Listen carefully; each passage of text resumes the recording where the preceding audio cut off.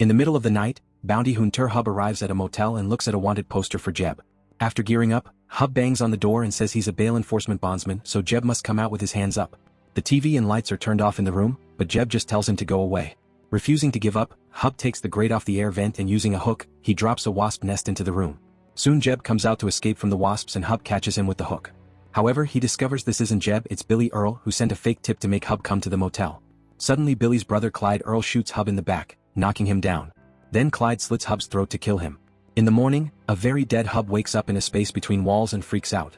Because of the hole in his neck, he can't shout for help. He starts punching the wall and makes a hole big enough to fall into Billy's motel room.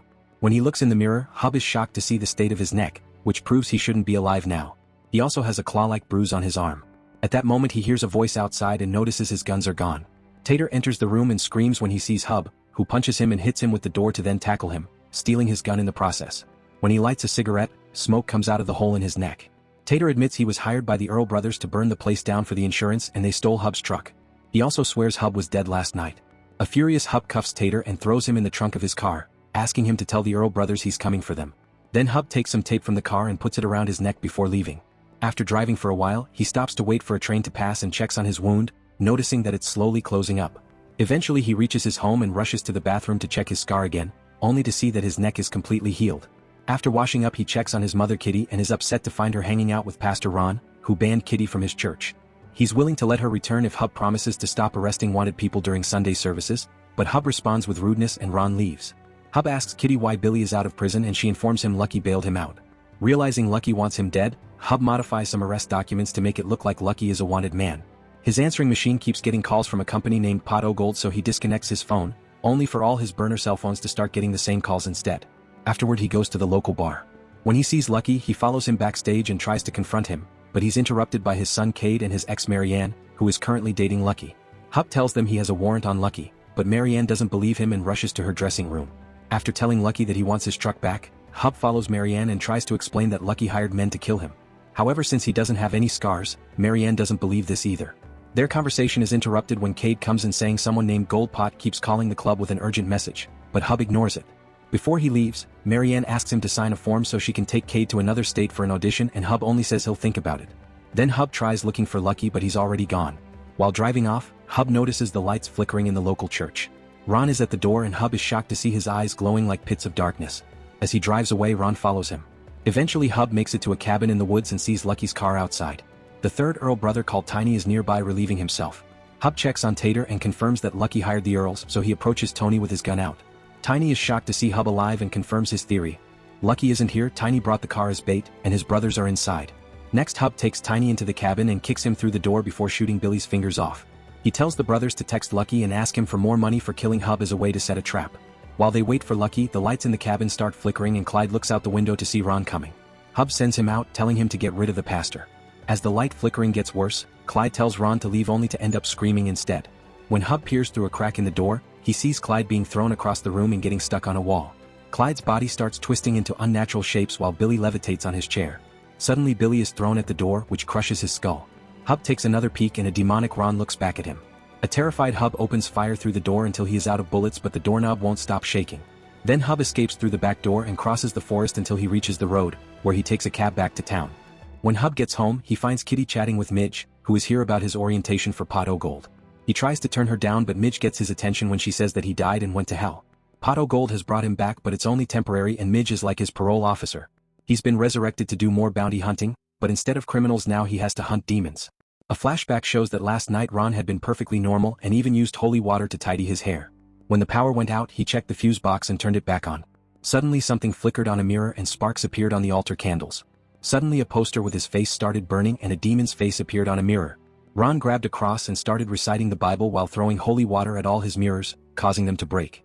The lights continued to flicker and the holy water began to boil, so when Ron reached for more he was electrocuted and his eyes burned. He fell dead with half of his face burned down, but in a few seconds he woke up and his face quickly healed. In the present, Hub turns Midge down thinking it's a scam. Midge takes out a recorder and asks Hub for confirmation of refusal, but he doesn't dare to say it. Kitty wonders why her son would end up in hell, but Midge tells her that's for him to share. Then she explains demons have been escaping from hell and Hub's job is to send them back. Since he was there himself, now he can see them in the real world. Demons kill her hosts before possessing them, so Hub won't be killing any humans. If Hub fails his mission, he'll be sent to hell too. Meanwhile, Lucky makes it to the cabin and finds the bodies of the three brothers. Nearby, he finds a car and checks the trunk to find Tater, who tells him Hub is behind everything. At Hub's home, a fax arrives from Pot O'Gold with the name of his first demon objective and the coordinates to find him. Searching these coordinates online shows them the local church, so Hub has to tell his mother about Ron. Kitty insists she wants to come, so together they go to investigate the church. They find the building with no power, all the destruction from last night, and Ron's half-face on the ground. Not wanting his family to be exposed to a demon, Hub goes to the bar and gives Marion the signed form so they can leave the state. Later at home, Kitty asks Hub why he was sent to hell. Hub says he has no idea and that it must have been a mistake. Kitty blames herself and thinks she must have been a bad mother. She cries as she rushes out of the room. Hub follows her and comforts her with a hug, remembering the flickering lights. Hub calls a friend at the power company and learns that there have been surges at the recycling plant. Hub gears up and once again Kitty insists on coming along. When they reach the recycling plant, Hub wants Kitty to stay in the car, but she reminds him she used to bounty hunt too, so she's helping. After making a plan, they go inside and Hub finds a trail of blood with a triangle. When he looks up, he finds a dead worker hanging as an upside-down cross. Suddenly Hub's flashlight breaks and he starts floating. A demonic Ron comes out of the shadows and throws him against the wall while the lights flicker and the truck radio starts on its own. Hub runs to hide, and when Ron tries to follow him, he steps on Kitty's bear trap. Next, Hub shoots him with a tranquilizer and Kitty tries to exorcise him, but neither has any effect. When Hub tries real bullets, they don't do anything either, and Ron responds by throwing objects at him. Ron comes closer, but before he can attack Hub, his body is sent flying by a shot from Kitty's shotgun. It appears the demon is gathering strength to rise again, so Hub pushes some machinery to crush his head. The lights turn on normally while Ron's body catches on fire. The flames soon begin spreading, so the duo goes away, unaware that Tater has been spying on them all along. The next day, Deirdre is crying as she makes a video describing how a friend has been harassing her. When she finishes the stream, it's revealed it was all a lie as a way to get back at the girl currently dating Deirdre's ex. She hears a noise in her bathroom and discovers the water running in the shower, but nobody in it. Deirdre turns the water off, but when she walks away, the shower turns on again. All the taps in the bathroom start doing the same, and when she tries to turn them off, she sees a demon in the mirror. Suddenly she begins to float and her body is pushed into the tub, where she drowns. Meanwhile, Hub gets a message from Pot O'Gold congratulating him on completing his first mission. He looks at Lucky's police file from Boston and asks Kitty to keep an eye on the fax before he leaves. When Hub makes it to Lucky's house, he finds him taking Care to school. He offers to do it himself and Lucky complains, but Marianne thinks it's a great idea. Hub lets Kate drive even though he doesn't have a permit and pulls out the police file to tell his son about Lucky's history with the mob. Kate has trouble concentrating on the road but manages to tell Hub that he already knows about Lucky's criminal past. Now Kate thinks his dad faked wanting to spend time with him and only did this to talk badly about Lucky. At that moment, Kitty calls with a new mission and tells him about a demon that should be kept away from water. Hub tells Kate he's skipping school and makes him drive to the coordinates. They arrive at Deirdre's house and Hub makes Kate stay in the car as his lookout. Hub goes to the back door and notices water pouring down from the second floor. He picks the lock to go inside and finds the bathroom flooding. There also are bloodstains on the walls. On his way out, Hub concludes he's hunting the teenager that lives there, and Kate confirms this is the house of popular girl Deirdre, who he knows from school. In the meantime, Tater shows Lucky pictures of the bodies in the recycling plant. He makes theories about dark magic and witches, causing Lucky to yell at him. While Hub and Kate drive around town, Hub notices all kinds of water sources going crazy. He marks them on a map and realizes the demon is going to the county pool. The duo rushes there and Hub uses a locker room window to get in. The place is already flooding and noises can be heard in other rooms. Hub continues his search and finds the dead janitor at the bottom of the pool. 3 flotation tubes are above him forming a triangle. Suddenly a possessed Deirdre grabs Hub's foot and makes him fall into the pool. Then she starts pushing him down to try to drown him. Hub fights back and manages to stab her face with his knife, but Deirdre continues to push him and Hub starts to lose consciousness. However, the dead janitor nearby reminds him he wants to live and he stabs Deirdre again, this time in the eye. This kills the demon and now Hub can resurface. Soon the body is burning underwater. On his way out, Hub sees a Sheriff Ruby coming, so he hides behind the front desk. While Ruby tries to find a way in, Kate calls his dad to ask what to do and Hub tells him to leave without him.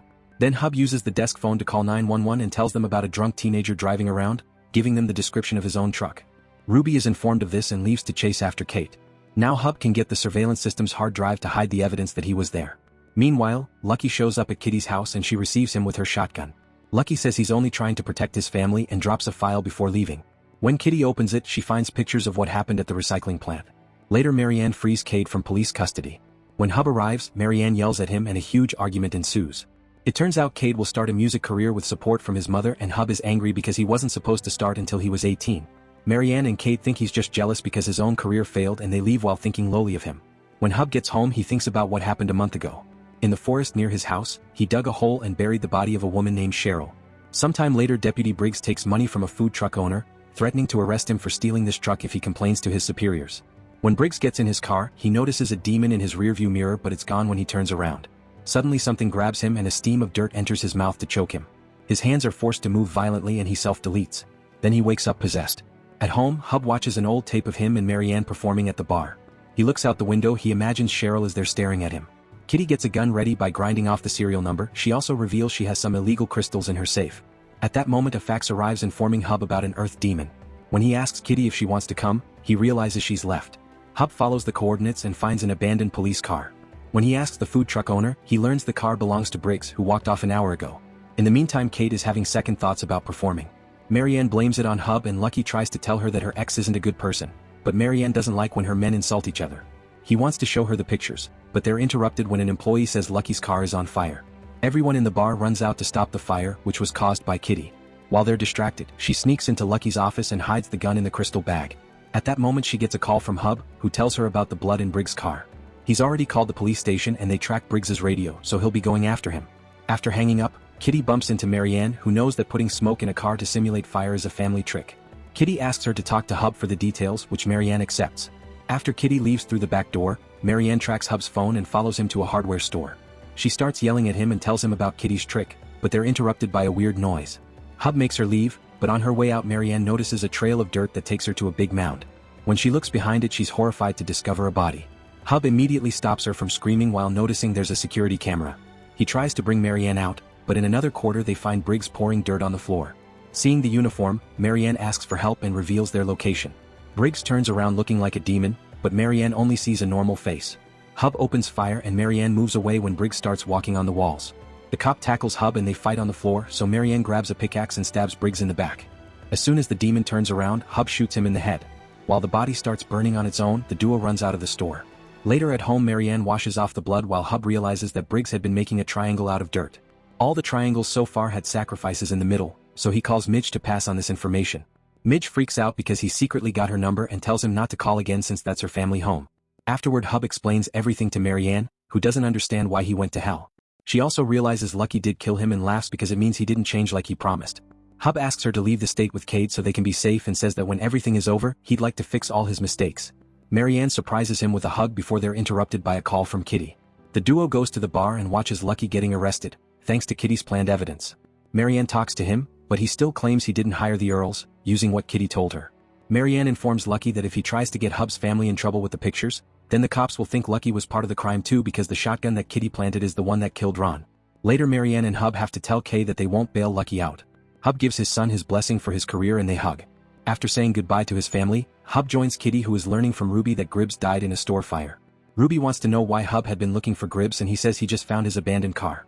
After Ruby leaves, Kitty worries about the store's security cameras, but Hub is sure the fire burned them down. At the local lake, a couple is trying to celebrate their engagement when a man shows up in a monster truck to do some fishing. The boyfriend asks him if they can have just an hour alone, but the fisherman refuses to leave and punches him. They start fighting on the ground while two demons appear inside a car and start inflating the truck's tires until they explode. The woman is knocked down and when she looks up she discovers the truck has fallen on top of the men. She runs to check on the bodies and finds them split in two, yet they open their eyes to look at her. At the bar, Lucky returns from jail and starts drinking after throwing away his 9-month sobriety chip. He tells everyone that Hub tried setting him up and failed, then he tries to buy the bartender's truck. Meanwhile Hub finds her mother's book on demons and notices a diagram for a ritual. He tears it off and adds it to his research board.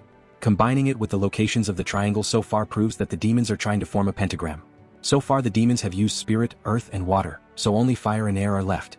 A flashback shows that 9 years ago, Midge was a very successful pastry chef. During a house party, Midge discovered that her son Benji stopped breathing. After a visit to the hospital she learned that Benji had rapidly spreading cancer but the insurance company wouldn't cover the treatment. In desperation she had to sell most of her things, leaving the house with only the basic necessities. It still wasn't enough so she started to consider selling a kidney, but while browsing for information she found an ad for Pot O Gold saying they offered full medical benefits. She clicked on it and the leprechaun logo started moving on the screen making a glitch. Then an application appeared and filled itself with all her information, including a clause that promised Benji would be cured. The leprechaun kept repeating selling your soul while Midge submitted the application. The next day Midge was visited by Cosmo, who brought her a fax machine.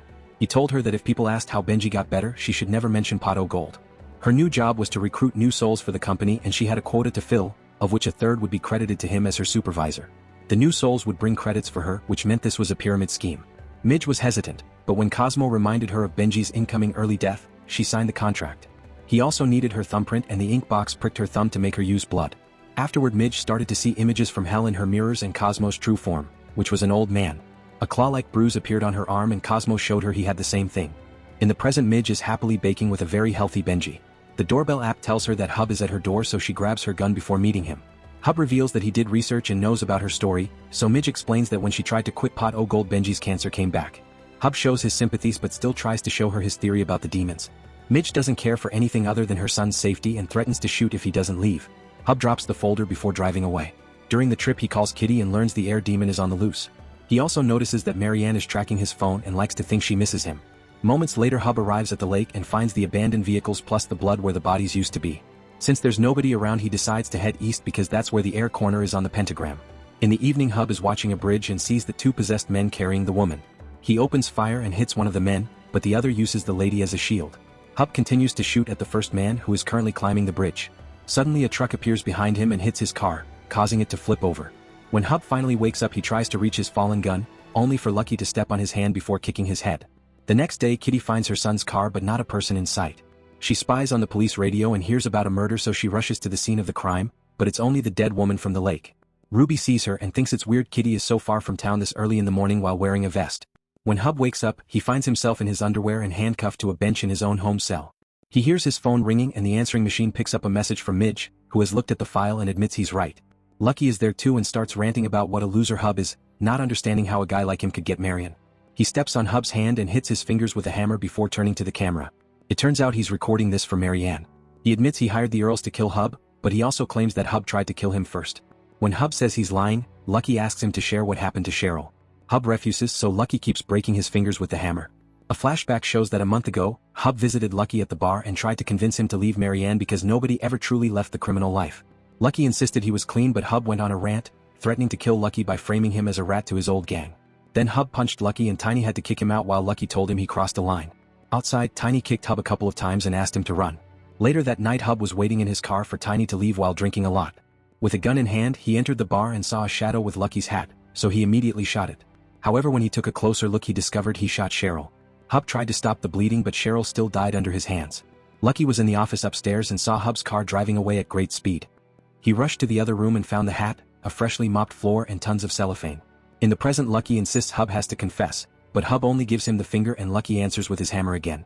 Meanwhile Marianne and Kate finish recording their first song together. At that moment she gets a call from Ruby, who wants to know if she had been at the hardware store. Marianne says she went there to buy a new fuse and that she was alone. Ruby hangs up, but she has a shot from the security camera showing Marianne and Hub in the store before the fire. At home, Hub hears the door and thinks it's Kitty, so Lucky goes out to distract her. However, he finds the possessed fisherman at the door and the other man on the ceiling before he gets pounced on. Hub takes advantage of his broken hand to slip it out of the handcuffs and uses the hammer to break the other pair. The demons are beating Lucky up, so he has no choice but to open fire, but the bullets do nothing.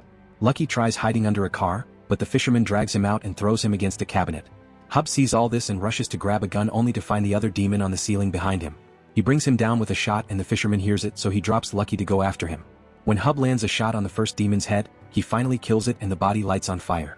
Then the fisherman tries to attack Hub and he shoots him too, but only hits him in the body and that's his last bullet. While Lucky escapes on his truck, Hub gets a chainsaw and sticks it into the fisherman's head to kill him at last. To protect his house, he uses a fire extinguisher to put both fires out. In the evening Kitty comes home and takes care of Hub's hand to avoid a visit to the hospital. He's about to tell her about Cheryl but they're interrupted by the arrival of Marianne and Kate, who now knows about the demons. Marianne told him because she thinks Ruby knows something and they need a plan. Hub shows them the bodies to try to scare Kate off, but he still wants to help the family and Kitty admits they need some extra hands. The family agrees to clean this mess together. The next day a boy is playing in the playground when an invisible force suddenly creates a trail of ashes on the grass and makes the kid disappear. In the meantime Marianne is still helping Hub clean.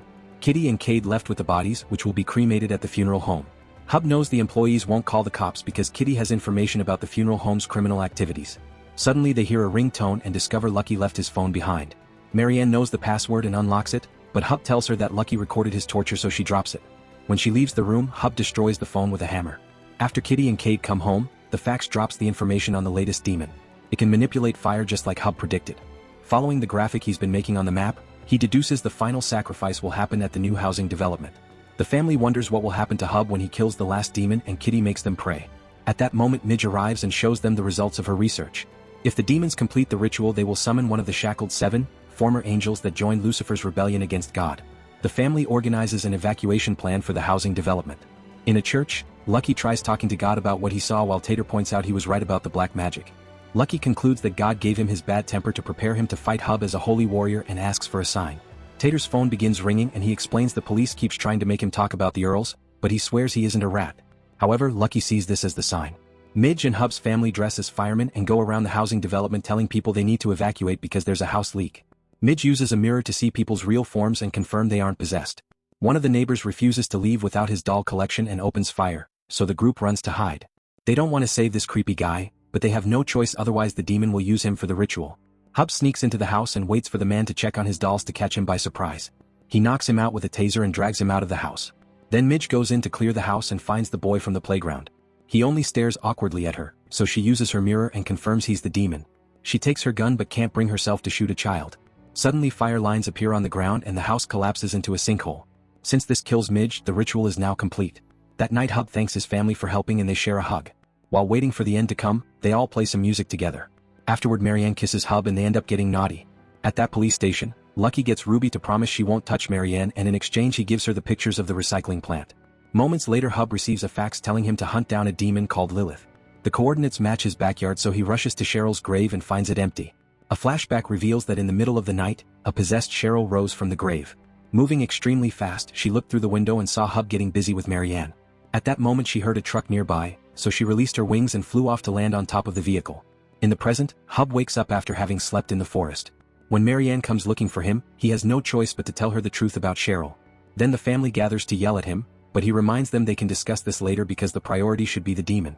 Marianne admits the demon is the only reason she hasn't called the cops on Hub and leaves with Cade.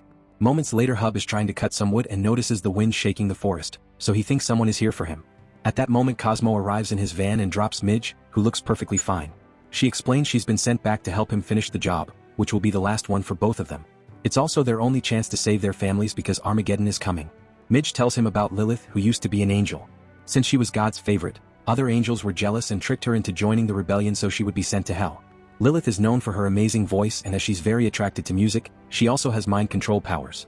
The devil's been enamored of Lilith since she became his prisoner and the last time she escaped, she took out her rage on every man she met. They finally captured her outside an abbey where the monks were chanting, which Midge has a diagram of. Meanwhile, Cheryl bursts into a diner and turns up the volume of the jukebox. The locals run to call the police because they recognize her from missing posters. When a man touches her shoulder, Cheryl controls the minds of every man in the room and forces them to self-delete. Then she makes the women bow to her. At the same time Lucky and the cops surround Kitty's house. She surrenders while the cops search the house but they can't find Hub.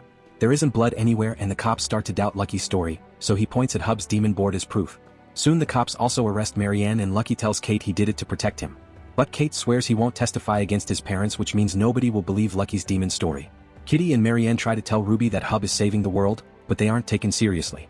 Ruby threatens to arrest Kate as well, so Marianne agrees to call Hub and leaves a message asking him to meet. In the woods far from town, Hub starts unpacking an amp system because he thinks he can attract Lilith by blasting music. He saw a pentagram on the picture of the abbey and has concluded he can use one to send Lilith back. They make twig runes and put them inside coffee cans to form the pentagram points, then they join them with wires and cover everything with leaves and dirt. Hub's worried about Lilith's mind control powers but Midge explains they won't work on people who have been to hell. As soon as Hub starts playing music, Cheryl leaves the diner. The women go back to normal and scream when they see the bodies of the men. Cheryl flies to the woods and lands outside the pentagram. Hub comes out of hiding with his gun but Cheryl moves behind him and starts throwing him around, smashing his head against the car in a tree. Then she picks Hub up right above the pentagram so Midge activates the trap. The lines form walls of power and Cheryl panics so she drops Hub on the car and tries to fly away. However, the trap keeps her in place. Next Cheryl lands against the car and pretends to be an innocent woman begging Hub not to kill her again. Hub can tell she's not Cheryl so Lilith's voice tells him that if he lets her go, she'll let Cheryl live and Hub won't go to hell. As she talks, she heals all of Hub's wounds. He rushes to grab his gun but when Lilith mentions his family, he decides to take the deal. Lilith transfers herself into a crow and Hub's bruises disappear from his arm. Then he breaks the seal and the crow flies away. Midge insults him but Hub promises he'll find a way to fix it later. Cheryl returns to normal and doesn't understand what happened. That evening, Hub takes Cheryl to the bar so she can reunite with her friends. Hub gives Lucky the finger before telling his family that he's free from hell, but Ruby interrupts him to arrest him. A devastated Marianne rushes to her dressing room to cry in private and notices the crow perching on her hanger. When Lucky comes to check on her, he finds the room destroyed and Marianne singing in front of the mirror. He tries to approach her, but Marianne is possessed and pushes him away. With her power, she forces Lucky to self-delete. In the main room, Hub watches the crow fly away. At that moment, Marianne walks on the stage and starts singing to control the crowd. All the women cross their arms and the men get their hands ready to self-delete except for Hub. Lilith reveals herself to Hub and tells him he has no choice but to serve her if he wants to keep Marianne safe.